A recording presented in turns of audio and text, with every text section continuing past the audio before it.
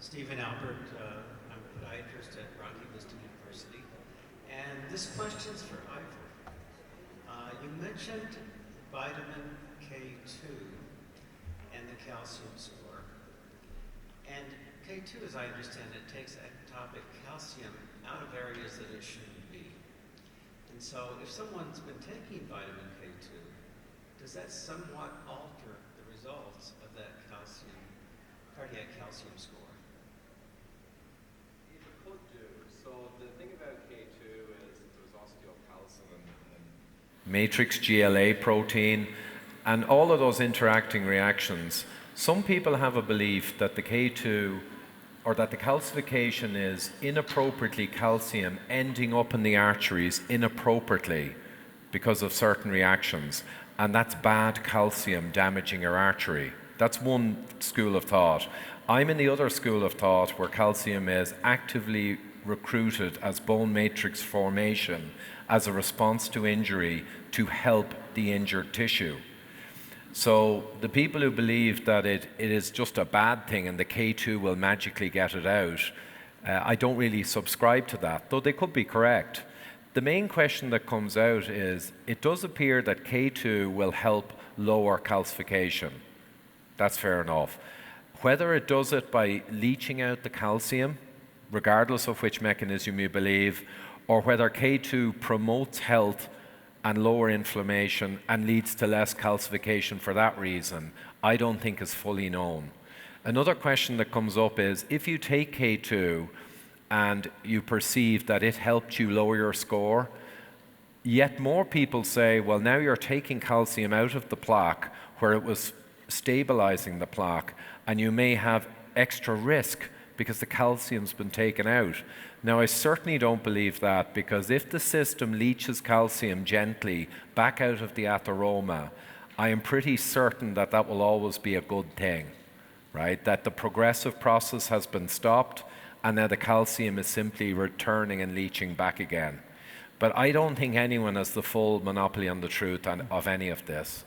So from the clinical perspective, I would just say that we tell patients that the calcium is in the plaque, it's stabilizing, because it may have, the question leads into calcium scoring, and we think that we want to see calcium score stabilize where the volume stays the same, and it's a mathematical calculation. The density may go up because there's more calcium, but volume shows that there's the number of lesions stay the same, and that's consolidating or stabilizing. So it's not that calcium is being leached from the lesions. Thank and just a final note, yeah, I'd be as happy to stop my calcification progressing or even have density vector increase slightly with volume same or lower. I'd be as happy with that as reversing calcification, from my understanding. I don't think there's a requirement to reverse it, simply to stop it progressing. Next question. It's not necessarily a question. I'm going to ask permission of the panel if I can. Ivor, you mentioned the AFib article about the keto diet with AFib, and you hadn't read it. Well, I just pulled up on it from ABC News what they said about it. I was wondering if I could share it with the group, because we're going to be hearing about it from our patients tomorrow. Would that be okay? Okay, so it's going to be presented at the American College of Cardiology meeting, so it hasn't yet been reviewed. The title of the ABC article is Low Carb Diets Like Keto Linked to Potential Heart Risk in New Study, What You Should Know. And of course, the definition of low carb diet is less than 44% of your calories from carbohydrate. I'd like to stop there, but I kept reading anyway. In those that were detractors, anti-keto, and I'm shaking because I'm so irate about this, yes, first, people on a low-carb diet may be eating fewer inflammation-fighting foods like fruits, vegetables, where'd it go? And whole grains, thank you. Therefore, it may be inflammatory. So they're telling us that a ketogenic diet may be inflammatory? Okay, come on. The other one was, another expert mentioned that how can any diet where you can munch on bacon be promoting health? So So Can I- I'll stop. Yeah, just, I saw the article, I didn't read it, but I can tell you clinically that patients do get palpitations. They get palpitations with any kind of rapid weight loss, so there's a big shift. So you can, I don't know that you can specifically blame a keto diet, but what we often do is we check for underlying cardiovascular disease, and generally it does pass. Absolutely. I mean, Yeah. yeah, I mean, palpitations are very different from AFib, as you know. And yes, we just need to make sure that patients are not dehydrated or hypovolemic. Thank you. Next. Hi, Kelly from New York, and my question is probably for Dr. Gerber, perhaps Dr. Cummins.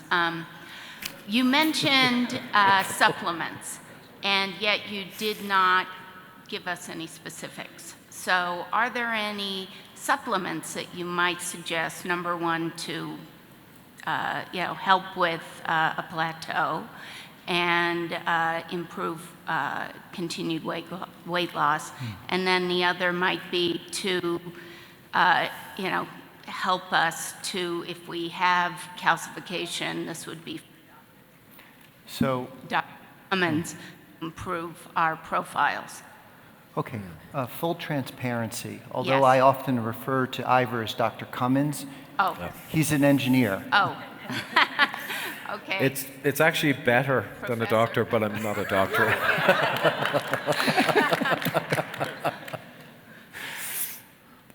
So go ahead, Jeff. No, you can answer that. I'm going to let you All take right, it. so Yeah. supplements, I don't know, I only take a few supplements really, and the wife and 5 children at home, we get the whole family to take them. Potassium, magnesium, I make sure I get healthy sun and UV exposure. I don't really take vitamin D pills, I prefer to get the UV. And maybe fish oil or cod liver oil is the other one to make up for a lacking in the diet. But relatively few. I had K2 for a while because I'm rolling the dice on the K2 theory. But really, I just try and eat nutrient-dense, real food, get exercise, and do quite a lot of fasting. And I don't think there's that many supplements that most people need. But we do, in the last chapter of our book, have a full range of supplements and the type of people who can benefit, and a summary of each, just to be exhaustive. But I don't, Jeff, I don't know, what supplements would you take? I just say a basic multivitamin, maybe a tiny bit of fish oil, but D3, K2, magnesium, actually pink Himalayan salts. Those are some of the basic things, thinking about cardiovascular risk. I think in the diabetes population, they tend to have magnesium wasting through the kidneys through mechanisms that we don't quite clearly understand. So I think in that population, it's also important to recommend magnesium supplementation, and also to recommend the right magnesium supplementation. The most commonly prescribed formulation out there is magnesium oxide, which is very poorly absorbed by the gut. Better to use something like slow mag or mag citrate or mag glycinate tends to be the better absorbed version. Yeah, actually, and magnesium citrate, we buy it by the pound bag from eBay from the UK, and it's incredibly cheap per gram. And you can just mix in a spoon or two with a family dish or a casserole, and then everyone is getting replete with magnesium. It's great. So you wouldn't have a recommended daily amount of supplementation for magnesium, say in the form of magnesium glycinate or magnesium citrate? I think it depends on the individual. Like if someone is complaining of, let's say, leg cramps, that's pretty much a sign that they are very magnesium depleted, and they should be on probably BID or twice a day dosing for several weeks. If someone is sort of doing keto and not really having any side effects, they could probably just be on once daily dose of probably 400 milligrams. Thank you. Thanks. Thanks. Next. Hi, Rick Zabrodsky from Calgary. I'm a physician. I actually had a coronary calcium score done 18 years ago. I wonder if anybody can beat me in that regard here. One, thank you. My question for Dr. Gerber, in 60 seconds or less, you see a patient tomorrow who's at a plateau. What would you tell them? And if they were at all these goals for their metabolic parameters and they were still overweight, do they need to lose more weight? So it reminds me of females that we see, metabolically healthy, still overweight. They're the toughest patients. And, you know, I kind of just present the topic. Honestly, you know, it's difficult. And so I just would say focusing on ways to control appetite so they end up eating less. I do like the concept of eating less frequently. So I believe that eating one meal a day is perhaps optimal. And if you're following the patient really carefully and they're stuck, you can do more extended fastings. But it's a tough one. Next question. Hi, this is Simon. Dr. Wali, is sexual dysfunction that's as a result of metabolic disorders, is that reversible in any way? What are your thoughts about that? It sort of depends on the severity and at the time of diagnosis, but yeah, it can be reversed, which is why I think it's really important to sort of catch this sooner before the onset of symptoms as well. Yeah. Can I just add to that? I'd like to just mention something about Priyanka. She says no. It's later. Okay. She's really funny. And the topic came up over dinner, the three of us, about a year ago. And we can't share some of the conversation. Great topic. I think she did great. Yep. Tease. Thanks. Next. So my question is more about Asian Americans, Indian Americans, Chinese Americans, and all three of you can answer it.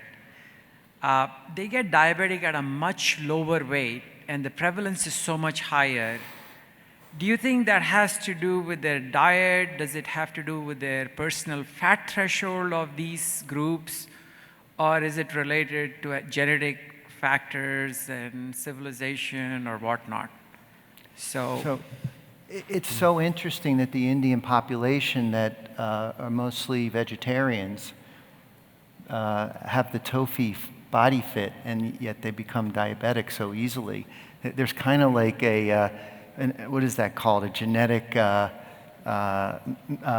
disconnect.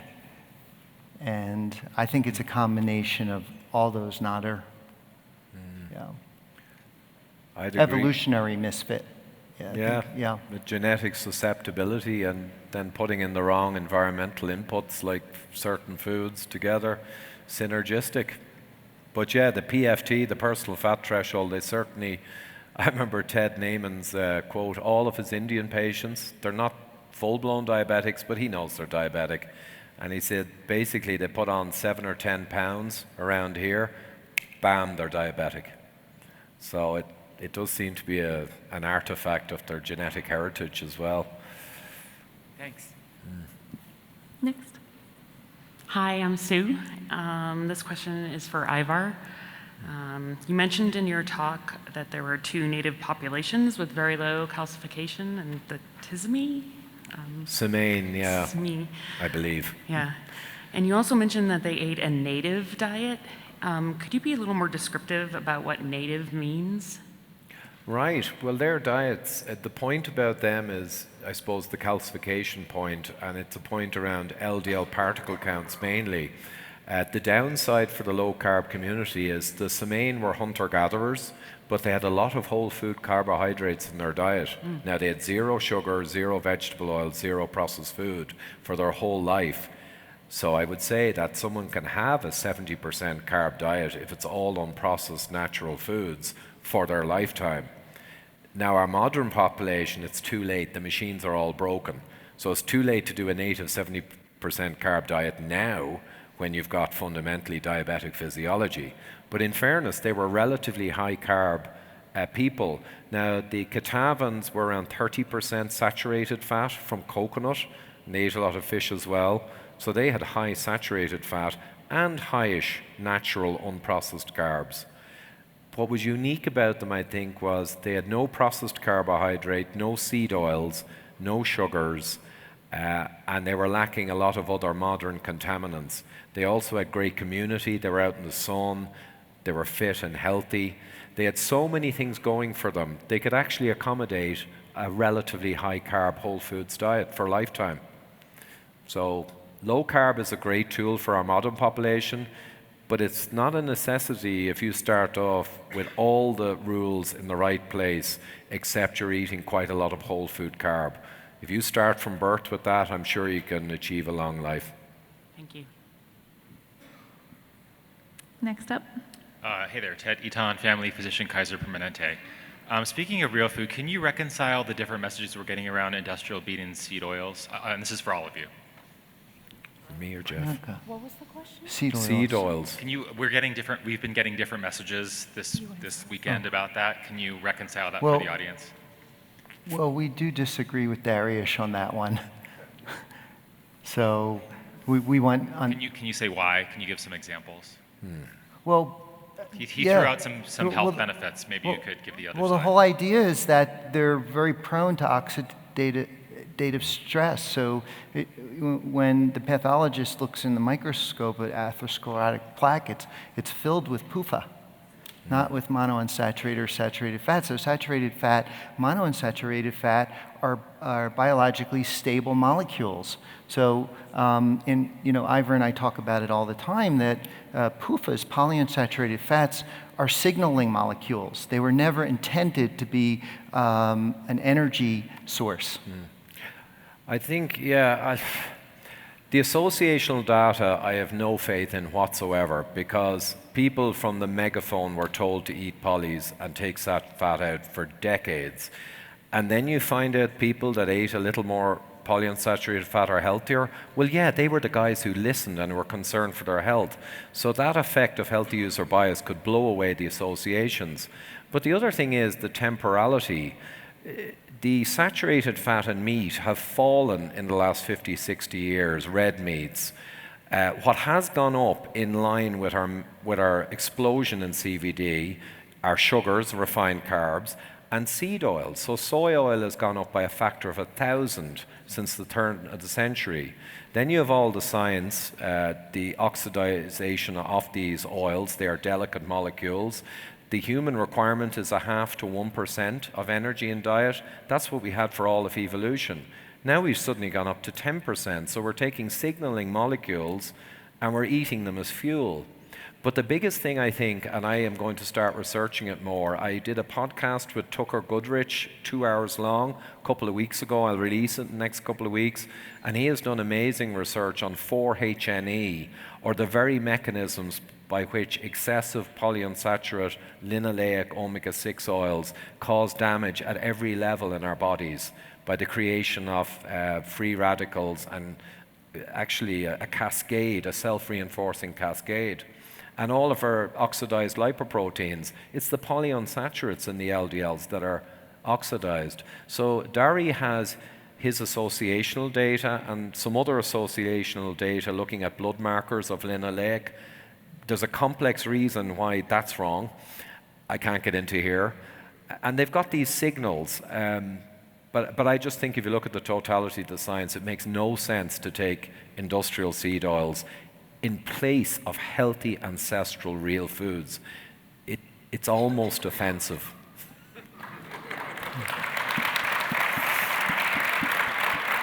Thank you. I'm Thea from Holland, and I'm helping people losing weight. And I have a client, and she is on a plateau. She doesn't lose weight anymore. And I'm not a native speaker, so maybe I missed something of the information you gave. But what should I advise her? Going back to 1 meal a day, going back in calories, going back in fat? What is the solution? Protein sparing. Have you checked insulin levels on this patient No, to not see? yet, no. I mean, so that would be the first start. You can actually measure the levels and see if they're in a lipolytic state. Okay. Typically the levels should be under 7, ideally around 5 or less. So, if the fasting insulin level is high, you can deduce either whatever she's eating, the carbohydrate count is too high. Or you can start to think of secondary causes of weight plateau, stress, sleep deprivation. There's a lot of things that can raise cortisol levels. Okay. But if you want objective evidence of why she might be plateauing, I would consider checking an insulin level. And hormones can be a reason? She's 50? No? I don't typically use hormone levels in that respect. I mean, insulin is a hormone. You could also consider thyroid function, thyroid hormone as well, but I wouldn't. Sex hormones, I think she's. I wouldn't necessarily. Do you check sex hormones? I don't usually. Well, things change during during menopause. Yeah. So yeah, so that could be a contributing factor. Okay. Yeah. Okay. Thank you. Yeah. Thank you. Next up. Hi, Michael Wood from Seattle. My question is mainly to Jeff, and it's about long-term sustainability of weight loss and metabolic health and the challenge that presents us with the J curve or the checkmark curve that you mentioned. In India, I read that they have, I don't know if it's 100 million people with depression, and they've decided to train local public health workers in cognitive behavioral therapy and motivational interviewing around depression talk therapy, because they know they're never going to have enough psychiatrists, psychologists, or antidepressant medications to help these 100 million people. So question is an analogy with long-term low-carb sustainability. Do we need to have or could we have a paradigm shift of having easily accessible, affordable coaches, qualified coaches? Maybe they're going to be lay people, maybe they're just going to have gone to a coaching program certification to help all these people that are starting or having plateaus or problem areas or specialization that they're looking for help on to sustain. It kind of takes the Verta model to the nth degree. Yeah, well, Mike, I think we've actually connected with the International Diabetes Federation. We have connections in terms of globally addressing better nutrition. You did mention, depression and stress. I'll add sleep, lack of sleep. So if those things are not in check, you're going to fail in every other way. So coaching should include the psychological aspects. And again, you can't globally tell people to just start eating keto. I think you have to do it with baby steps. And that does have to happen. And I think it starts, at least from the medical side, it starts with the physicians sort of living by example and being role models in that aspect. It's interesting you mentioned the depression issue because insulin actually inhibits the conversion of tryptophan to serotonin, so there is also a link between mood and high insulin levels. So perhaps the solution is actually more connected than we realize. Looks like we have time for one more. Yes, Paula, I live here in Colorado. My question or my confusion is the use of whey proteins. If I'm taking a whey protein for protein, is it better to do 5 ounces of salmon instead of 4 and eliminating the whey protein? Well, I would prefer the salmon, which is the unprocessed food, as a simple answer. But whey protein can be beneficial for some people that are on the run and they want to increase their protein intake, provided they don't have any sensitivity to dairy. Yeah. Okay, thank you. And go for it. One more. When we see the weight regain, is it associated with regression of the positive change in markers? Good question. Well, I would say you have to look at where you were. And yes, so if you were diabetic and you lost your weight and you become more insulin sensitive and then you begin to regain weight and you know that you were sensitive to carbohydrate and insulin resistance, we often see that come back. I guess from personal experience, I've seen that if you really stick with the diet, not to worry about the weight gain. Because Yes. I'm not big on weight. I mean, because it's Yeah. doesn't have to do, unless you have an orthopedic considerations. Well, if what you said was not true, then we shouldn't have this meeting. Thank you. Please thank all of our speakers this afternoon.